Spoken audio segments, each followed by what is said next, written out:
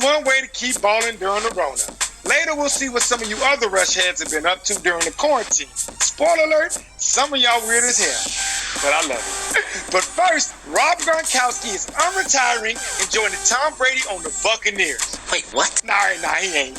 But this Twitter account ran by a dog is claiming to be an NFL insider, and his tweet about Gronk's return was enough to get the topic trending yesterday. I mean, come on. How do we let this happen? I mean, the tweet literally ends with woof, woof. And if it's NFL news you want, well, I got the real thing for you. Because the Texans found their replacement for Nuke Hopkins. They grabbed Brandon Cooks from the Rams for a second-round pick. I know, crazy, right? And hell, if you want NBA news, we can do NBA news too. Because the league announced yesterday that basketball is back. All right, before you turn up too much, it's just a game of horse. Horse? Current and former NBA stars and even a WNBA Hall of Famer will be competing in the two-night event.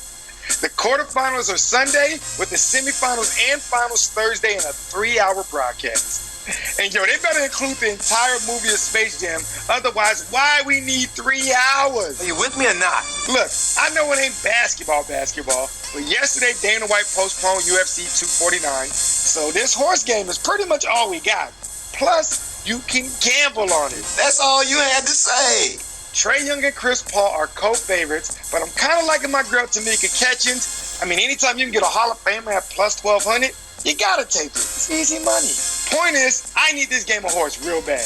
But judging from y'all videos on the internet, y'all might even need it more. So far, we ended every week in quarantine by checking on the biggest stars in sports, but we ain't checked on the biggest star of them all, the one we love the most. That's right, this week we turning the mirror on you, and we doing Rona Diaries Home Edition.